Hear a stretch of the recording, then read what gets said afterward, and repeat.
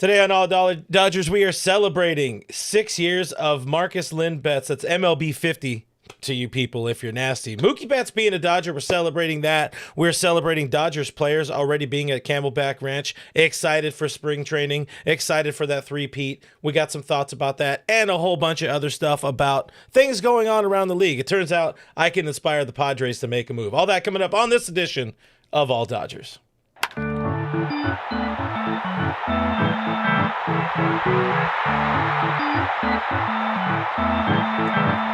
I'm at you live from my home studio in beautiful La Puente, California. This is the All Dodgers Podcast. Meh, meh, meh. Well, that's a double meh, meh, meh. Part of the Bleav Network podcast presented by FanDuel. My name is Clint Pasillas. Find me as Real FRG on the Twitter, on the Instagram. Joining me tonight is live from the kitchen. He is still alive. He still works here. This is Kevin Skinner. We've been doing less content in the offseason, and then we decided, Jeff and I decided to do like a earlier show, super last minute, right when it was that guy's dinner. So it didn't work out. But Kevin, we're here. We're excited, and I'm looking forward to the show. It's going to be a fun one. No Jeff tonight, so the boys will play. How you doing, my man? Good. Just excited to get baseball going again. It's been a while. It's been a full 3 months. It's been too long. Some people would tell me I'm crazy for wanting baseball to start again, but and at the crazy. True. I'm just excited to see this team, hit the field. And actually, in lieu of Major League Baseball, I guess we'll have to settle for the WBC. Yeah, WBC. Some of these players that are at Camelback Ranch. We'll talk about that or should we talk about Camelback stuff first before we glaze on Mookie? We'll figure that out. You guys sound off in the comments, I guess, a little bit. Just do that either way. We want to hear what you guys want us to talk about as well. We have some thoughts about, definitely some thoughts about what the Tigers are doing a little bit later in the show. Yeah. But why not talk about the excitement? We know a week from tomorrow is the official pitchers and catchers report date for the Dodgers. They are primed to three-peat, as it says on the screen, and the boys are excited about it themselves. You got a bunch of Dodgers already showing up at Camelback Ranch, like Jeff and I spoke about last night, I think a little bit on Sunday. Usually Dodger Fest is that of like unofficial lid lifter to starting to see some sort of video, some sort of excitement, some sort of movement, creatures stirring at spring training, and we got plenty of them for sure. There's this new guy, Shohei Ohtani, throwing a baseball around with Dodgers legend Brusdar Graterol. We got this on the screen courtesy of, I forgot the guy's name. This is Masaya Kotani-san. He is a Japanese journalist, and we appreciate all the great stuff he's getting out there at Camelback. There's a few of the Japanese journalists out there. They follow these dudes very intently, very closely. They have no issues recording from super deep beyond a fence because they got those insane lenses.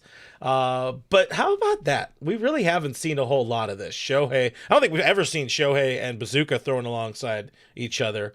That gives me some sort of warmth in my heart. Can you imagine a game like? They would never do it because they have very similar throwing profiles. They both throw just like really hard fastballs and then have disgusting slide pieces. But the fact that you could, in theory, go from Shohei Ohtani to Brusdar Graterol in a game this year. It's a little frightening. That's crazy. Yeah, it's like, if that 98's not fast enough for you, here's 102 with a little bit of movement for you, in case you need to spice things up a bit. I'm so excited to see Brusdar back on the mound. One of the most fun pitchers to watch. Yeah. Just play baseball. Like you see guys that pitch and like, man, he's fun to watch pitch. Brusdar looks like he just has fun on the mound, so I'm just excited to see him back in. Yeah, this setting too, like having been to a few, behind the ropes at a few of these different spring trainings over the years, seeing Brusdar, the excitement, the joy he has, honestly, just running around the facility. He says hi to people. He's just the person we all see, the smiles. That's who Brusdar appears, at least to be to me in reality. Like that, he's himself, and we love that for the Bazooka. How about this? Well, here's another angle. Shohei apparently had himself a day, by the way. So he's getting his dry work in. They pointed out he's not wearing any spikes in this this sort of whatever he's doing, this throw off the wall here, these drills. There you go. But he also was in full uniform at some point and doing like a photo shoot on one of the B fields. I don't know what that's about. Probably a New Balance thing or something. I don't know. It wasn't Dodgers. It didn't seem like it was Dodgers social media people. But important thing is, Show is here. He is at Camelback. He's throwing the baseball, getting himself ready to pitch a whole bunch for the Dodgers this year. And how about this guy, Dalton Rushing, getting his work in, being there early. This is a big year for this kid. Yeah, it's a huge year. I mean, it's big for the Dodgers organization, obviously, to have somebody like Dalton Rushing not waiting in the wings, because Will Smith is the catcher of the now and the future based on the contract he signed 2 years ago. But it's just a big year for Dalton Rushing as a player. If he wants to be a contributor on a team that's looking to three-peat, if the Dodgers ultimately aren't his final destination, he's got to raise his stock a little bit. And so I know anybody will tell you who's ever interviewed him, he's going to be putting in the work this offseason. He had a good taste at the major league level last year, and it didn't work out so well for him. But I mean, I expect big things from him still. I'm not selling any stock on Dalton Rushing right now. No, it's definitely not stock selling season on Dalton yet. I like what he said over the weekend about just finding any ways to get himself in the lineup. We know Doc has probably more of a plan to give some rest to Freddie Freeman, more so than Freddie Freeman plans to give himself some rest. But at his age, Freddie should probably take a few more days off, open some opportunity for Dalton to get some reps at first. Maybe we see him in some left field and opportunities. I doubt that one, but I think if he hits, you find a way to squeeze him in as much as you can. Third base, I know he hasn't touched a baseball at third base or even an infielder's glove, but if you find a way to get that in there, I think there's a lot of opportunity for the kid. Max would have to be hurt. That's the problem. Yeah. It's not like a bunch of it. It's more so like if he's hurt or just to give him, give Max a blow for a day, because he's also, but on the they already side. They have backups at third base too, and Miguel Rojas. Now the roster is back open for a Kike Hernandez return. And then, if Max isn't starting, he becomes the first lefty off the bench, not Dalton Rushing. So third base might be a little tough for him, or at least for me to see him get reps at. But hey, I wouldn't mind, and I'm sure obviously you wouldn't mind, any opportunities to suit it up and get in the batter's box or contribute to this team. I'm excited to see what he does this year. BC is saying in the chat, I don't see him at first base. He'll be playing first base, guys. He definitely will. He will get some opportunity there. That is where he is going to get his secondary opportunities for sure. Like he needs to be solid at the position. We got a $4.99 super chat from the Enigma a couple seconds ago. Thank you very much. The Enigma saying, I don't know if people are ready for how elite Shohei is going to be as a pitcher in 2026. Honestly, you look back at those wasted years with the Halos, 22 and 23, when he was healthy and on the bump, playing both sides of the ball. He is a 4-time MVP, 2 of those with the Dodgers, but he's good. He is breaking news. Shohei Ohtani is good at all of his jobs. So I'll throw the Shohei screen back up here. We are in for a treat. 100%. Yeah, I was even saying last year at points when Yamamoto was pitching, Yamamoto has a filthy splitter, and it might be the second best splitter on the team based on how good Shohei's is, when he does decide to deploy it, because he, Yamamoto's has a tinge of randomness to it. Shohei looks like he lands it exactly where he wants every time, and it has exactly, it moves the way he wants it to. It's in the same, to righties, it's blowing inside, to lefties, it's fading away. He might have the best overall stuff on the team. If you were to combine all 7 of his pitches, he's pretty gross. He's pretty gross. Disgusting. It's gonna be fun. I'm definitely getting that excitement. We have more of these videos and these clips that we'll look at, but just getting that excitement for baseball again. We know the team is gonna be good, but actually, taking it off of paper and seeing the practical. Yeah. This is no longer to be an NFT. We want a fungible product on the field. Humans, good players, living players in their flesh, in their meat, throwing baseballs around. All right, now I took it weird. I was going for that, and I was making sure to make it weird, and I was successful in doing that. A lot of friends in the chat. Ray Soto, happy to see you, by the way. We get 499 super chat says, welcome back, Kevin. He ended his banishment.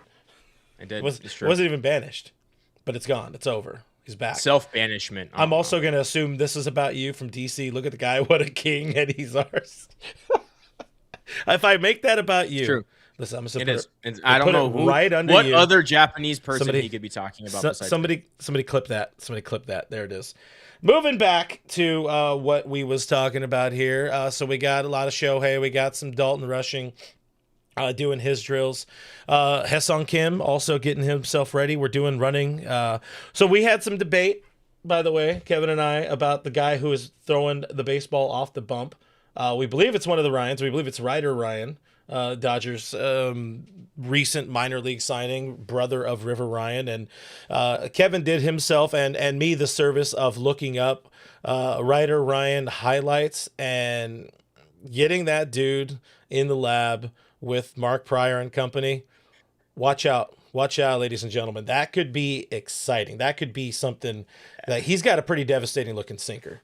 He does. I mean, my best Doc impression. It's a lot of East and West. It's a low arm slot. It's a mid-90s fastball. It's all the components you want from a 2-pitch relief pitcher. Keeps everybody guessing if he, can land things successfully and keep things in the zone when he needs it to, show the strike, and then also pitch it out of the zone. The reason I think it's Ryder Ryan as opposed to River, the leg kick is a little less pronounced. Yeah. River Ryan has a little bit of a Clayton Kershaw, like leg extension at the bottom. His looks a little bit more smooth and short to the mound or short to the plate. So I think it's one of the Ryans. And also was it River Ryan who said he put on a bunch of weight this offseason? Yeah. As Nando says in the chat, River Ryan been hitting the cheeseburgers. Yeah. So River his brother is naturally 30. bigger than him. Ryder Ryan's 10 pounds. He's listed on Baseball Reference as 10 pounds heavier than and he's River a little Ryan. Shorter. This guy seems a little more stocky. I think they're the same. I think they're the same height, actually. Really? I think they're both 6'2". Maybe it's just the lankiness that River used to have. But either way, I mean, the main focus of the clip is Haesung Kim here. But this is where this is why we get along, because we're like, who the fuck is that? Who's that pitcher? My bad. The pitcher. It's not Saturday, so everybody disregard what I said. I said it low. But Jenny Vega, who is that pitcher? That's the question. We are pretty sure that it's Ryder Ryan. If we are wrong, it's not Kyle Hurt, and I'd recognize almost any other right-handed pitcher. And the load is pretty similar to a Ryan that we know. It's like Walker Buehler-esque, where he punches the glove and then goes to home plate. Yeah, it's very similar to that. And it's obviously not Tyler Glasnow when this guy's not 6'8" or whatever he is. This is fair. Doesn't have the hair. Amongst the other guys who are there is also a very bearded Alex Vesia. No video. This was just obviously a photo of Vesia, but he's got the beard going. Beard game strong. That's I don't know. I mean, we get Cy votes now. If he shows up to opening day with that on, because I think if he's in camp, they'll let it go. If he shows up to opening day with that on, they're not gonna want him to shave it. It's gonna go like full JT status. That's fair. And just end up down here. That's fair. He's got to be careful with what he does with it. He's got to. I mean, think about it. Good relievers have like beards, like crazy beards. Maybe this is a good version. Is that why of Brian Williams sucked? This is Brian Wilson season, but the good Brian Wilson, the living Brian Wilson. Now, with all due respect to the Beach Boys. And then a couple more guys to mix in right here. How about Emmett Sheehan and a sight for sore eyes, Gavin Stone throwing a baseball. They're getting their work in. The pitching staff that this team has is just ridiculous, absolutely ridiculous. And then everybody's favorite, ladies love the real AB. That is Anthony Bonda. tossing a baseball. I Bleav, who's that one guy on the internet? Jake something or other, Jake Vekasicki or something like that. I'm saying that way wrong, but he would do that thing with the glasses and be like, ball. Ball. Anyways, Dodgers are at camp. Cats and dogs living together. This is mass hysteria. It's getting real. The offseason is done. They don't have to be there for another week, but they are there. The boys are there. The boys are ready. Dirty Don for $1.99 on the Super Chat. Let me click that button here. Let me hit that gong. The Vesia beard adds aura. Yeah, I mean, that's got to be at least plus 10 aura. That's a thing. Yeah, probably plus a couple ticks on his fastball. You got to imagine he's probably sitting 95 right now. He's feeling good. So many people are mentioning, they're here early. So one thing that's really nice about this offseason in particular is I think 22 of the expected 26 guys on the roster are getting like full off seasons in. Yeah. This isn't some weird, we're going to Korea, South Korea, we're not going to Japan. You got Edwin Diaz, Shohei Ohtani, Yoshinobu Yamamoto, and I think Will Smith. Will Smith, thank you. Yeah. That's the fourth one. Those four guys are going to be in the WBC. Everybody else is just a pure straight off season. The first one they've had in a long, long time. So that's something that I'm personally really excited for, is to get these guys like actual full off seasons worth of rest. Yeah, 100%. Max Muncy was on with the Foul Territory folks last week and mentioning like they all really took advantage of the offseason and shutting it down properly and giving themselves a full offseason. That's a good thing. We've talked a lot about this team over the last 10 plus years, getting better, improving, getting to that point where they learned from their mistakes, made it to the World Series in 2017. You had cheaters happening, but they had enough experience and enough talent and panache to make it somehow to that 2018 World Series. They had a lot of good players. It just was a jumbled up mess. They eventually make it to the World Series in 2020. A little bit of your step back. They don't all their pitchers aren't healthy at the same time. But now we talked about the struggles of the layoff, like that 5-day layoff between the end of the regular season and start of the postseason, and them learning from that and getting better at that, finally figuring that out. Now, where the whole point I'm getting to here is you finally get to you win a World Series, you win a couple of World Series now, you figure out the offseason, you figure how to shut it down, rest your body, and when to start ramping it up. And I love that this team continues to get better. They invest. Oh boy, do they invest. They throw a lot of money into this roster, but also just thinking about like, hey, shut it down, boys. Let's enjoy this offseason. Especially because they're an older team. The oldest team in baseball. Man, these guys need to get off their feet a little bit. Teoscar was saying it. Max Muncy was saying it. I'm sure Mookie said the same thing. He's just trying to keep it agile, giving his body actual time to, reset, recoup. So, these guys need it. And they've been playing a lot of baseball in the last 3 years, especially Yoshinobu. Yeah. I don't know how the heck he's still going, but I mean, literally from his time before he even signed big and Dodger, winning the WBC, then winning back-to-back World Series with the Dodgers. Now he's going back to the WBC. All of this is pitching. I don't know how his right arm is attached to his body, but let's pray and hope to God it continues to. Yeah.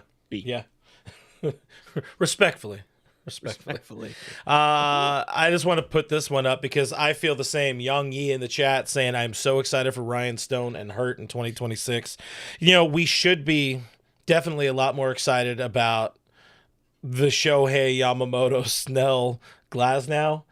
But those dudes, I don't know. I'm not going to call them the underdogs or whatever. They are the outsiders looking in when you're talking about that starting rotation. And hell, for me, season 2 of Roki, I'm pretty excited about. I'm very interested in seeing what those the cutter 2-seam wrinkle add to his mix, but also him being healthy, him having the mechanics dialed in and in order at the end of last season. The biggest thing I think we could probably agree on is hopefully one more year older and him being a little bit more well equipped to deal with adversity. Because we saw it early in the season. We can cut to the clip of him crying and all that, him really feeling the emotion of that moment, which is fine. Not lambasting the dude for crying. Feel your emotion. You do you, boo. But I think you and I were talking about it during the postseason. There was a couple of the games, one of them, I think, against the Phillies that he came in, just you could tell right away he wasn't right. Something didn't go his way, and then it kind of started to snowball. Thankfully, Doc pulled pulled that lever pretty quick to get him out there, pulled the ripcord.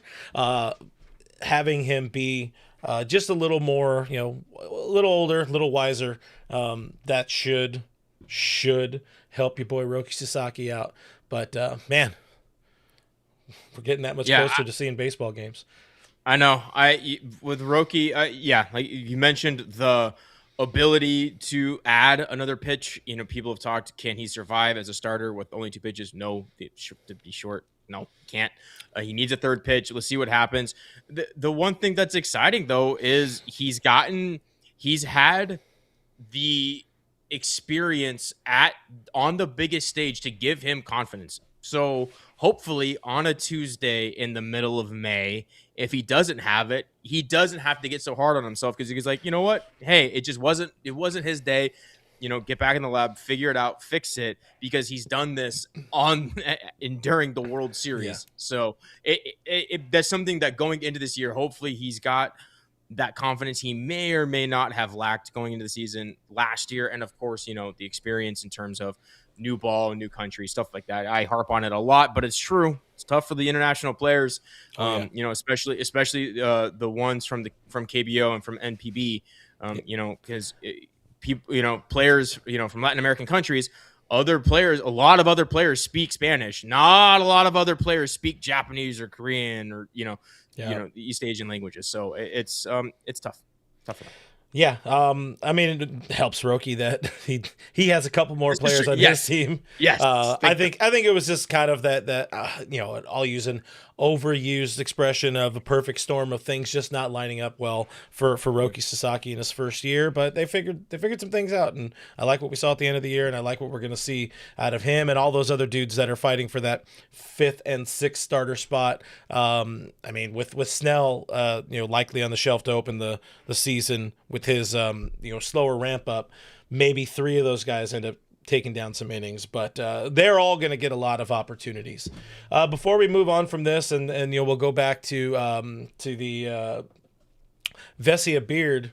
I know you already addressed it in the chat, but and Snafu asking, when's Kevin growing a beard? Doug helped you out. I think his name is Doug. If I'm got that wrong, my bad. But saying Kevin can't grow a beard. Yeah. This is a week without shaving. That's a week. Yeah. Not that I grow beards exceptionally quick, but that's a week. Oh my. I had a friend ask me. We're gonna one shot that. He says you should grow a beard, and I was like, no, it takes forever. He goes, what? Just wait it out. It's like, no, that itchy phase, when it itches, it lasts longer for me. So I can't like a week of that. I'm losing my mind. So I gave. I'm like, no, this is gone. If you guys want Kevin to grow a beard, mash that thumbs up button, sound off in the comments, bully him into growing a beard. A lot of money. Yes, exactly. That's what we're going to need. Also, 1999 on the super chat from, I Bleav, Doug. Says, we can has baseball? And cheeseburger. I can has cheeseburger. You can has cheeseburger. I do has cheeseburgers in the fridge that I need to make, so got that cheeseburger going. Tonight. That's great. Was it a Baconator? Mushroom Gouda. No, it was not homemade. It's from the butcher down the street, but it's a mushroom Gouda. It was really good. Was it Gouda?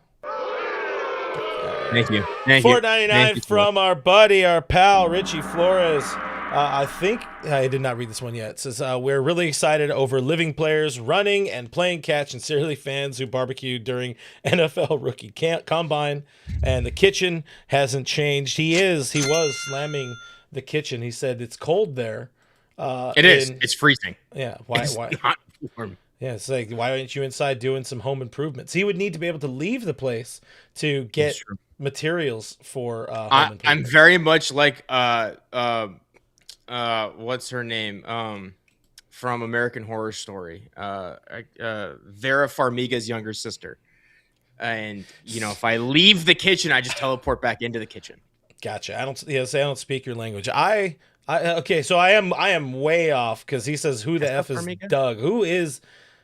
I'm messing up the name. D-Dog. I feel bad. Listen, people used to have their names on here. I try to remember as many as I can. If I messed up, my apologies. Either way, we love you and we thank you for the super chat. But maybe actually put your name in there so I know. Yeah. Just drop in what you. Not who is this prefer, person? Yeah, let us know. Hey, who let's is talk Cheeseburger? about who is Cheeseburger. Well, we're talking about all the guys that are there. No, somebody who isn't there yet is Mookie Betts. But Mookie Betts, we're celebrating the Mook-iversary today. 6 years ago today, the trade it didn't happen yet. Did not happen yet because it wasn't. This was the first version of it, right? And then it ended up happening like 5 days later. Because I recall this very well. Me and everybody's favorite, Brook Me 3, waiting in an office. We were getting ready. We're doing some prep to do a show, I think at 6:30 or 7. I stay in the office. He takes off to go get something from like 7-Eleven. And I get a text from him. He's like, things are happening. Or maybe I took off. I think actually I might have taken off to go get something for 7-Eleven. I get a text that says, things are happening. And I was like, oh, crap. And I look and I'm just rushed back to the studio, to the office, to the little corner we were in at that time. For us just to lose our crap about this. Dodgers, Red Sox agree to a deal to send Mookie Betts, then a 5-time All-Star, 6-time All-Star, send him to the Dodgers for, we didn't really know yet. Kind of turned out to be a box of scraps, but we'll take it. But I don't know, man. This just feels like the best trade. I don't care what anybody says. This is the best trade in the history of the Dodgers because all the things that have come out of this trade, the success in an immediate World Series championship in 2020. He was the guy who took that 2017-2018 team over that hump. He was a difference maker in that postseason. And ever since, like having him, locking him up to that deal almost immediately, 10 years, 360 some odd, I forget the exact number, 362, 364. Locking him up to that deal, showing that commitment, and since they just keep on adding. It took a little bit of time before they really started spending. It was all we talked for years about. They're just waiting. They're saving up for Shohei. Turns out, they were, and here we are. But if Boston wants to give away, like somebody who's like perennially, like he was on every MLB ranking list. I mean, up to that point, right? So they just finished the 2019 season. I think starting in like 2017 or maybe 16, he was like a top 10 player. 17 on, he was like number 2 behind only Mike Trout. Yeah. Which, if you don't remember how good Mike Trout was, I'd recommend you go look at like his baseball reference page. Oh my goodness. Yeah. If somebody wants to trade that away, you pick up the phone and go, okay, yeah, what can we do to make this work? And if you take away his MVP season, which I don't say lightly, but he had a 10.2 WAR, a 185 WRC plus. That's not like one of the best seasons of like an outfielder. That's like one of the best seasons ever by a player. A 10 WAR season's unheard of. Insane. Yeah. At the plate, Mookie has given us 4 of his next best 5 seasons by WRC plus at the plate. He's been that good for the Dodgers at the plate. He hasn't accrued as much WAR, but a lot of WAR, or a good amount of WAR, has to do with stealing bases, which we know that wasn't really his game. Outside of 2020. He had already lost a step at that point. So he wasn't stealing bags as much, and defense, which is a wonky metric to begin with. Wasn't as friendly all the time for him. Yeah, it wasn't as friendly all the time, especially when he moved to shortstop. He got docked a lot, which, maybe rightfully so, maybe not. And also, there's a shortened 2020 season. Anyway, it's long-winded. My point is, at the dish, with the stick in his hand, he has been a better version of Mookie Betts than the Red Sox had like ever, outside of one of arguably the best seasons by a baseball player ever, not named Shohei Ohtani, because he doesn't count. But it's incredible what Mookie has done. He was like obviously the piece that they needed to get over the hump, and boy did they, and they just literally have not looked back. It was a change in philosophy as well by the front office. They said, screw this, we're just going to start getting, they're not going to hand out like horrible contracts outside of one, but they said, screw it, we're going to do everything we can to win championships, and they've done that. It's incredible. What like the Mookie Betts era of baseball has brought us. Yeah, it's been great. He's been that quiet leader in the clubhouse. He speaks up when he needs to. He brings a lot to that clubhouse when you're talking about being a superstar, but also being a vibes dude. He is absolutely a vibes dude. They are a happier baseball club with Mookie Betts, and especially when he's going right. I'll tell you that. It's true. And you know what? It's funny. It's kind of a good point, and it's something that it doesn't get talked about, I think, enough. Is he doesn't necessarily dislike speaking to the media. He obviously gives very like short, curt answers that are just kind of like whatever. It's just baseball most of the time. But when he gives those interviews, it's generally when he's not going right or when the team's not going right. Is when the media like, hey Mookie, what's going on? And again, it's kind of that Kershaw. You suck. Care to comment? Yeah. Like. The Kershaw has power up. Man, he doesn't say anything wrong ever. He's just like, what? Like, let's just keep on moving. We're just stick to business and try and keep playing winning baseball. And that's, that not everybody can do that. And it's awesome when your leaders, one of the best players in the sport, clubhouse guy, he can be that guy. So on top of the on the field stuff, it's the off the field stuff. It's everything that Andrew Friedman and company have always set out to do. It's not about just the player, it's the person. So just really, somebody asked, Verdugo really fell off a cliff? Yes. Yeah, that cliff was steep. Didn't he just ink a minor league deal again with another team now? Is that where we're at? Did he? I don't know. And snafu. I didn't say Mookie was shy. He doesn't like, or not so he doesn't like it. He doesn't speak unless he has to. When he speaks to the media, he doesn't do it after every game if he doesn't want to. It's not like JT of old where he would just stand in front of the lawyer and answer questions. But when Mookie does it, it's kind of at the lowest points for the team when they need an answer. Then he's there answering questions. Like when things are going right for the team, you hardly see Mookie. He's like letting other guys have their moment. It's like that. Yeah, he's there to be. He drives a nice car. He's there to be one of the voices that needs to step up and speak up and say everything's going to be all right. Sometimes it's not, but everything's going to be all right. As Denny said in the chat, the trade heard around the world. Variants too. Again, there were variants of that trade. That initial one had Brusdar going to the Red Sox and Maeda, going up to Minnesota at that time. Plus, of course, Andy Pages, Jock Peterson, and my buddy Ross Stripling going to the Angels for Luis Rengifo. And I forget who else, but he was kind of definitely the. That's the trade that that would have been interesting to see how that played out. Rengifo on the Dodgers, Paez on the Angels. I don't know. I think that team needed Jock in that for that World Series. Like no Jock in that 2020 World Series. Clearly, they didn't need Strip because they traded him at the deadline. They didn't need him for that. Oh, but he's forever a Dodger. Also, God. Breaking. Where I messed up, it's not Doug, it's Dan. I should know that. I got Dan in my head. Listen, my brain don't work too good sometimes, Dan, but I love you either way. Take that. Somebody clip that, send it to him.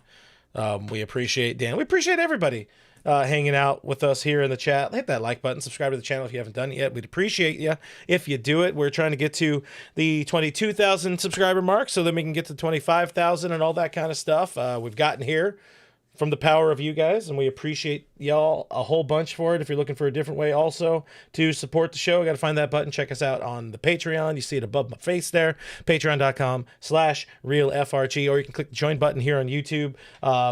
Best way to support us there is it's a $5 a month tier, and with that you get access to our Discord where we're talking about the team, we're talking about games, all that kind of stuff over the course of a season. There's also a thing I added recently where you can pay for a whole year and you get 10% off. So check that out if you want. Otherwise, again, the best way to support the show: hit that like button, subscribe, share with your friends. Put us just share with your Red Sox friends as a thank you for them sending Mookie Betts to the Dodgers. Oh my God, just all of. I mean, we've talked a lot about it. I don't really dive too much into Red Sox slander because we kind of got to.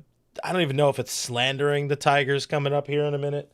But my God, just some of the stupid. How have they won so many World Series over the last 25 years, yet just be occasionally run so poorly and have gone through like so many managers and so many GMs and so many presidents of baseball operations, yet you drop the bag on Mookie.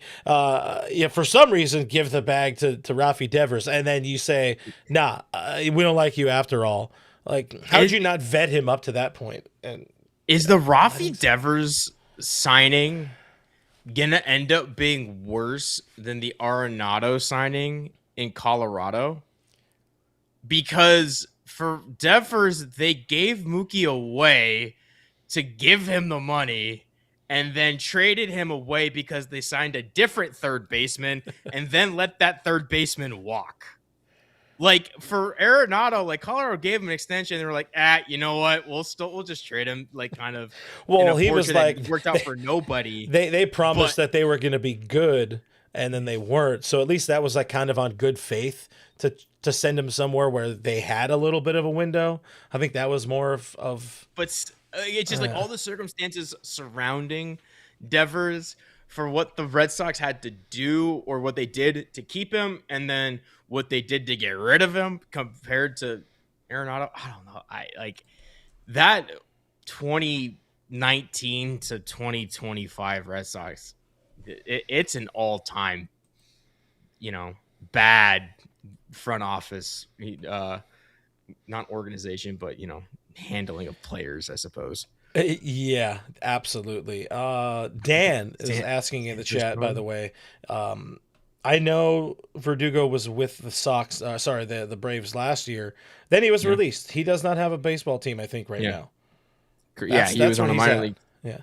By the way, like to button up our Red Sox slander that turned into Red Sox slander, and I think most Red Sox fans would kind of agree with us on all of the bag droppage here. But with Devers, like all the dudes they acquired, they've kind of already traded away.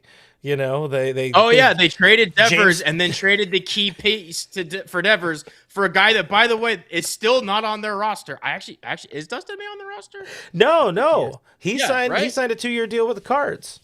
Because that was his free agent year. So, and the Dodgers, James Tibbs III is one of that pile of outfield prospects that could amount to something. He is well liked. He's well regarded amongst talent evaluators. They got Matt Harrison, I think it was Matt, but that lefty pitcher from the Giants, Harrison. I think they sent him away. He's gone. He's gone. Kyle Harrison. There you go. Just. Got nothing to show for all. The best thing the Devers deal did was got them out under that contract, and then whatever. They're gonna be a decent enough team this year. Thankfully they have more outfielders than they know what to do with. But let's see how those trades work out for them. I don't know. Nicole says, imagine if they had Mookie Betts.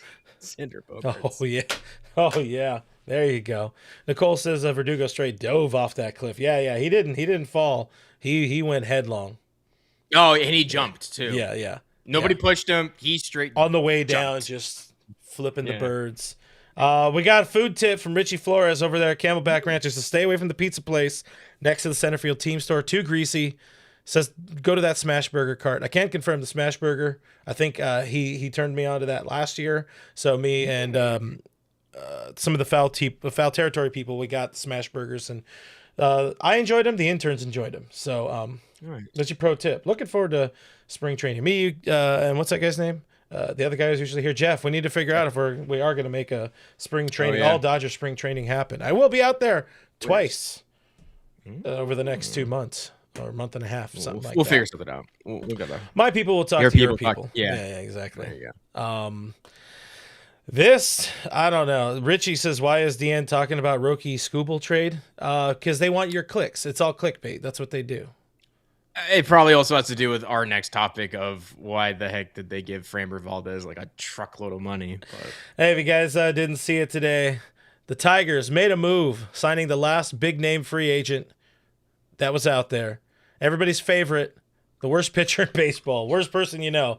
Framber Valdez, he goes to the Detroit Tigers, 3-year, $150 million. That's an AAV, I think, at $38 million for this dude.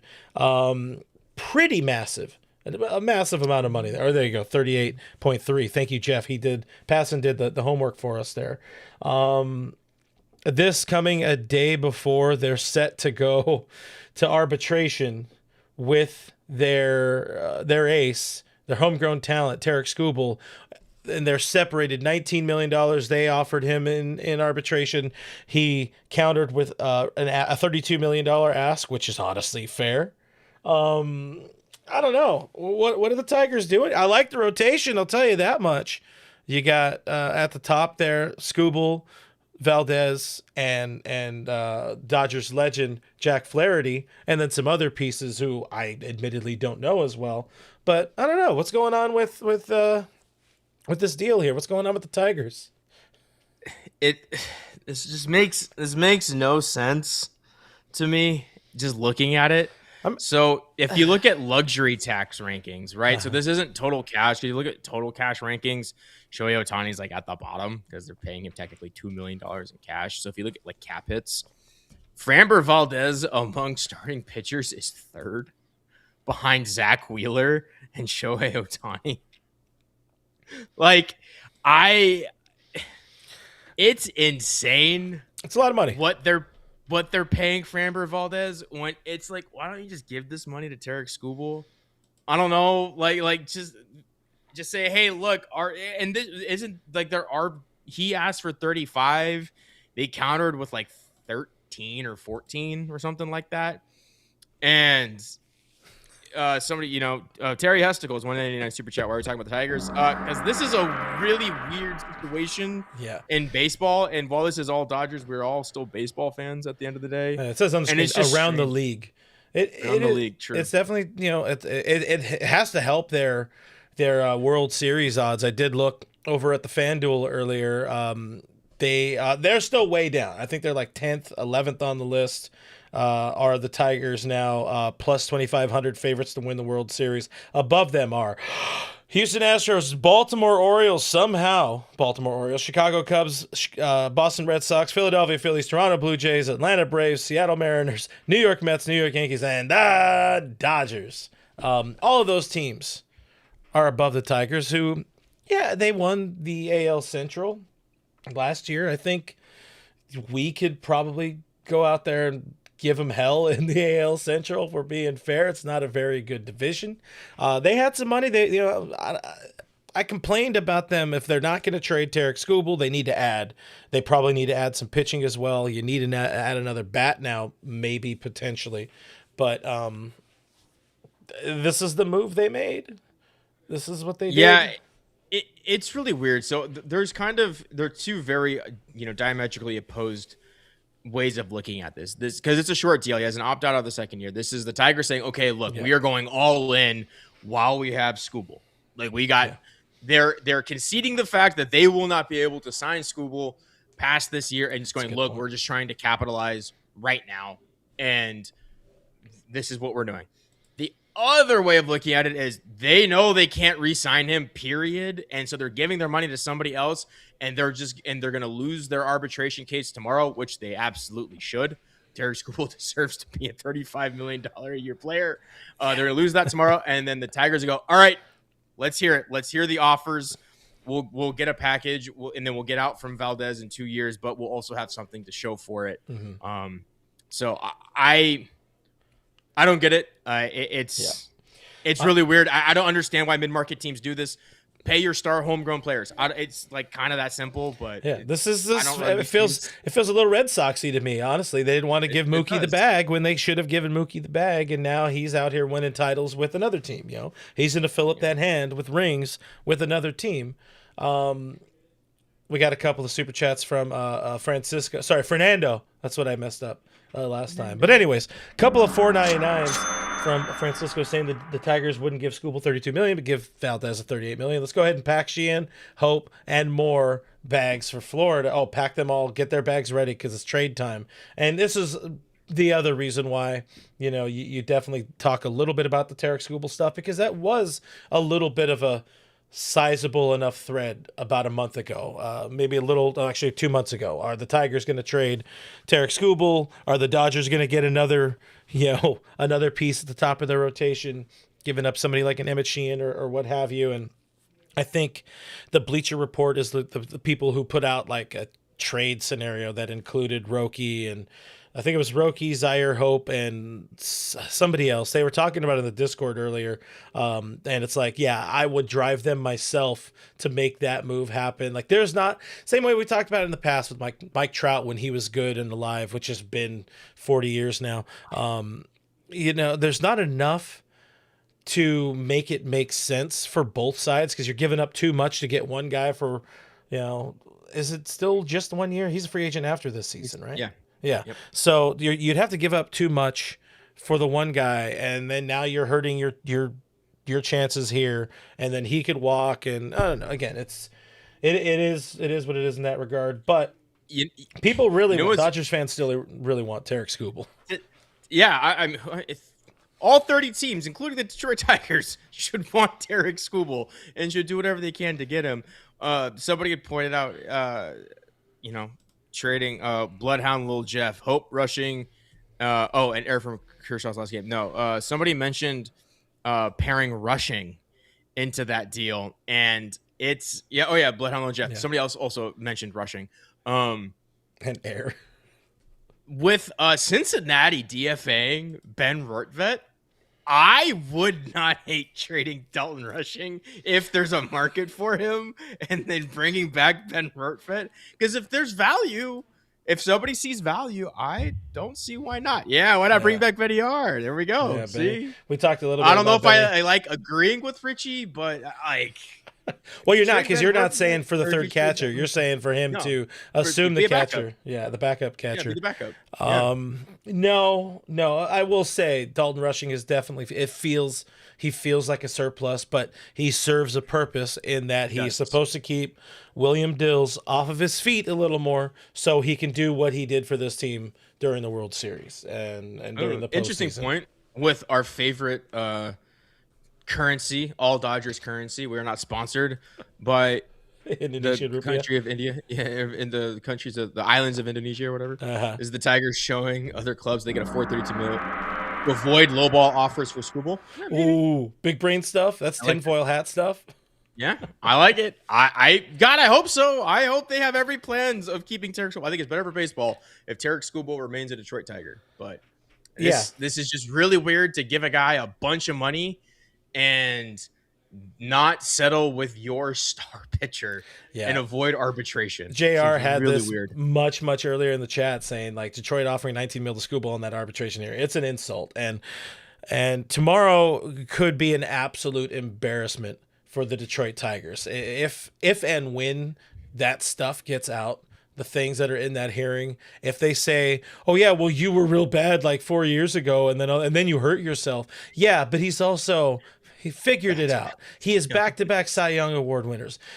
Any game you guys have had a chance to win in the postseason is because that dude pitched like 9 of the innings to try to help you get the win. Like he is an absolute monster. If there is one person I want taking a baseball more for me in the postseason right now than like Yoshinobu Yamamoto, it is Tarik freaking Skubal, because that dude is just an animal.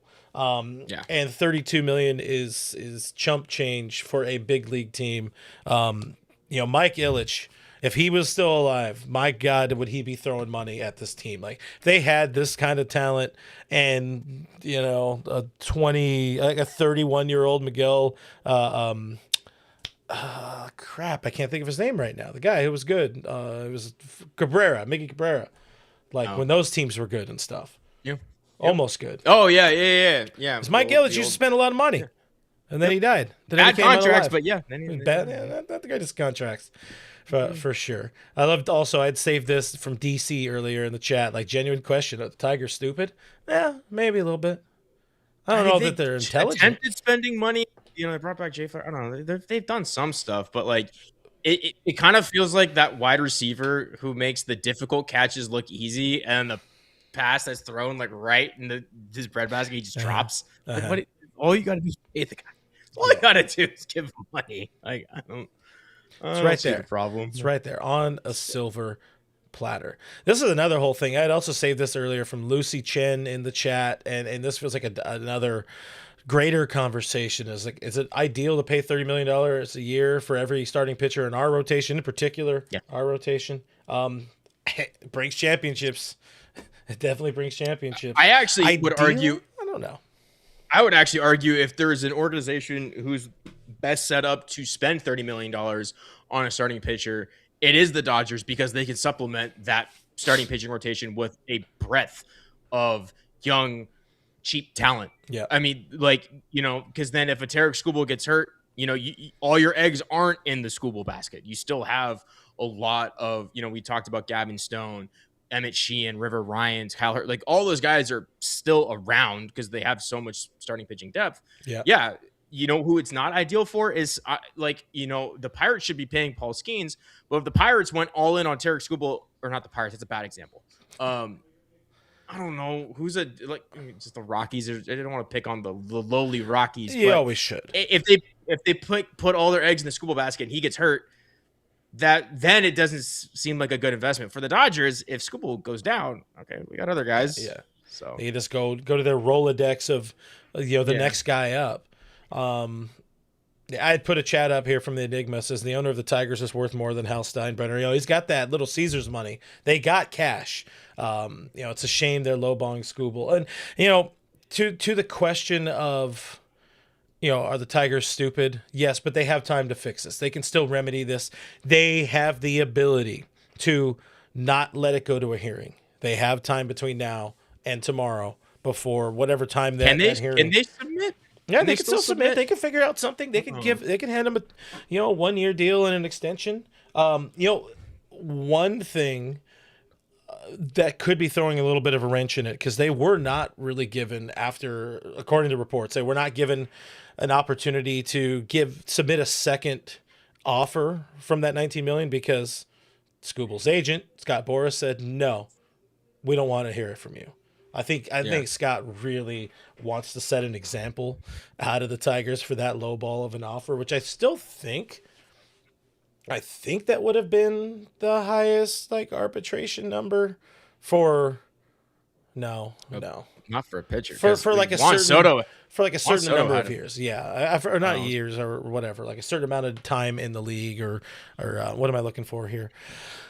Service time or something like that. But if he's going to be a free agent, then no. This is his second time or third time through arbitration. It's definitely time to pay the man. And maybe he doesn't allow that. Maybe Scotty Boras does not allow that.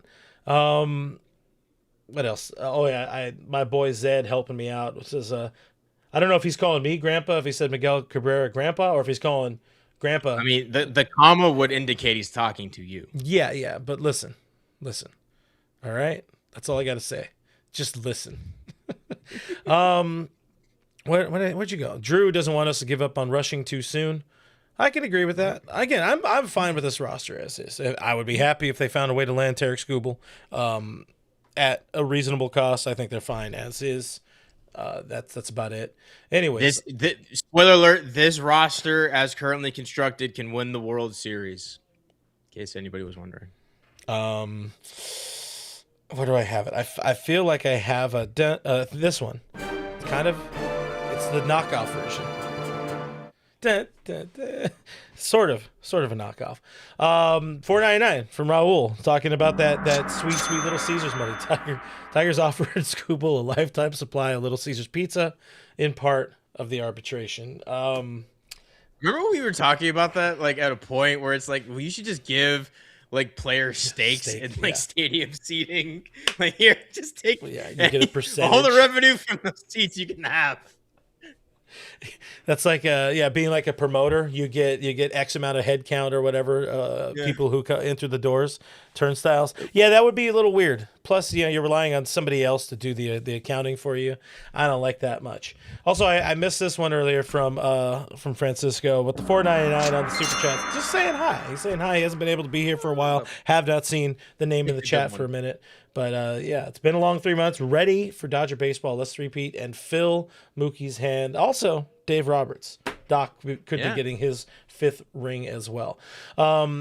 Tigers would be one of the teams that are trying to dethrone the Dodgers this year. Another team trying to dethrone the Dodgers in the NL West and in the National League and yada, yada.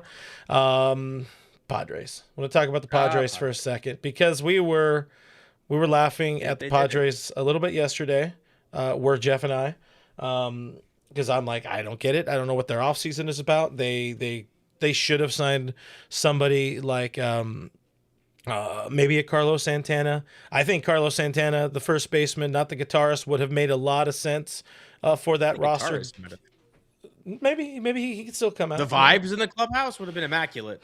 Then again, the last time they signed an old ass player, it didn't quite work out. Looking at you, old man.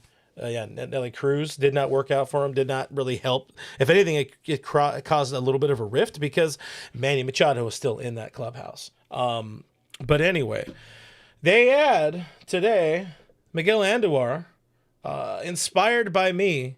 Some people have him listed. I didn't realize he's played a lot of outfield over the last couple of years. I don't know if this is going to be a dude who's like a 4th outfielder for them, if he's going to be a dude who splits time with somebody in the. I mean, it's not going to split time with Fernando. He's not going to split time with Jackson Merrill in center. And I think Ramon Laureano is probably a better left fielder than Miguel Andujar. So is this dude their first baseman? He's played some third in the past. If so, he's got the incentives in there. He's had good seasons in the past. This is a dude who had a little bit of sock, a little bit of a run with the Yankees a couple years ago. Is it a needle mover? No, but it's the Padres finally doing something because I don't think they've done anything since bringing back Michael King, and they very clearly needed some sort of infield player. Again, not a needle mover. It's not, but it's a depth piece that they needed. It makes their roster better. He had a good season last year. 318, 10 bombs. Yeah, the underlying metrics do not like him. He doesn't strike out a lot. He doesn't swing it he doesn't swing and miss a whole bunch, but the batted ball data is not what you would call sexy by any stretch of the imagination. So good for the Padres, I guess. I didn't get a text from my friends going, "Woo, we got Miguel Andujar," but if he can go back to I just had the tweet up or the comment up saying there was at one point the Yankees' third baseman of the future. That second year, the Manny Machado's replacement, bruh. In 2018, as a 23-year-old, played 149 games, hit 27 homers, 47 doubles, 92 ribbies, and had an 855 OPS. Since then, a lot worse, but did okay last year, I think. Interesting. Yeah, it was good. Like, it's small sample size, of course. Played in only 94 games, but showing signs of something. I hope for the sake of the Padres, it kind of works out. Whatever. Starting pitching. I've also forgot. Yeah, they're not as bad as people think. In the same way, I keep seeing everybody being high on the Braves. I think people are sleeping on the Padres a little bit because there's a lot of question marks. But you got Musgrove, you got Michael King, you got Randy Vasquez, you got Nick Pivetta. That's a solid 4. It's not great. They're not going to beat the Dodgers. I'll tell you that much. That's a potential 1 and a lot of 3s in your rotation. It's not. Yeah, I don't know. Because you don't know what Joe Musgrove's going to look like. Nick Pivetta, can he keep doing it? I don't know. Last year was probably his best year in the major leagues. Randy Vasquez, again. I guess if I was high on Tony Gonsolin, I should be high on Randy Vasquez. They're kind of the same pitcher. The underlying metrics also just hate Randy Vasquez, but he ends up being like a mid to upper 3s guy. I don't know. We're used to now being Dodgers fans and having 5, 6, 7 aces in the rotation. Normal teams have like one or two dudes and a couple of other I scrap don't even know if they have pieces. two. Like I mean, Musgrove is a massive King. question mark. Michael King was great when he was healthy. So he's also a massive question mark as if he can stay healthy. Nick Pavetta's like the most stable guy in that rotation right now. Like, again, I'm not saying it has a very good upside. The ceiling is high. The floor, and we've all is been there before, and it led to Lance Lynn starting a playoff game. Dodgers legend. Hey, everybody, make sure you guys go watch Cardinals Territory with Lance Lynn and company. One of the guys I had also forgot about, I forgot the Pods signed that other like Korean shortstop, Sungmun Song or something like that. I'm wondering if he is in the mix for. There's a Moon in there. Yeah. I said Sungmun instead of Moon. Yeah. Oh, okay. I didn't Korean enunciate. Anyways, they got a body. They have pieces. Anyways, it's not Padres Nation or whatever. But those teams get a little better, and they're challenging the Dodgers. They're trying to dethrone the Dodgers. Checking the FanDuel odds again. Plus, it changed. Yesterday. So it was plus 210 like on Sunday. Then it went to plus 220 yesterday. Now it's back down to plus 210 favorites for the Dodgers to win the World Series in 2026. Check it out, FanDuel, proud presenter of the show. They also saw Framber Valdez signing with the Tigers. Like, quick, Dodgers are getting Scooble. Yeah, that's what's gonna happen. We're waiting. Everybody's waiting. Scooble tomorrow. Hey, I still technically have the thumbnail made. Scooble to the Dodgers. We're gonna wait for that one. What are you looking for? Well, while you do that, I'm gonna make sure I get Raul's super chat in here. Raul was very kind, giving us a 999 super chat. Says this is for Kevin to defrost in Arizona. So we're that much closer to getting you out to Arizona. Warm there. It is. It is warm. It definitely has its moments of being warm. There's snow here. Oh, who does snow? Yeah, it's gross. No me gusta. JR says Song Sun Mun. Am I doing it? Did I say it wrong? I think it's Song Moon Sung. But listen, I'm not a Padres guy. This is not Padres Look, Nation. guys, no offense to us. This isn't really a good excuse, but we got Ben Rortved's name wrong the first time around. So if anything, it shows we're not great with names. What is a Ron Rortvedt? It says on the Padres website, Sungmun Song, or Sung Moon, however it is pronounced. I don't know. We'll figure it out when he actually gets in front of baseball. That's what I got. I'm sure Orsillo will have no problem pronouncing his name. Solid dude. Yeah. Good guy. I got nothing else to add. Fun show, jam-packed show. We will be back Saturday. Get your voicemails in. Aim for brevity if you can. Yeah, people 562-373-4095. I will be back tomorrow 12 o'clock Pacific time with Alana, and I Bleav Katie Wu will be joining us. Don't know what we're talking about yet. We'll figure that one out, but without much else to add, guys, thank you for watching, thank you for listening, thank you for hanging out with us here on this Wednesday edition of the show. We appreciate you a whole bunch. Thank you for all the super chats. Thank you if you hit that like button. If you didn't, this is a good opportunity for you to do it. Subscribe to the channel. That also helps us out. I'll push that button so that way you know. Hit that notification bell. Great way to know when we're going live. We try to schedule these things a little bit before we go live so people have an opportunity to prepare for some reason. That's about it. Thank you to FanDuel for presenting the show. Thank you to Bleav for having us on the network.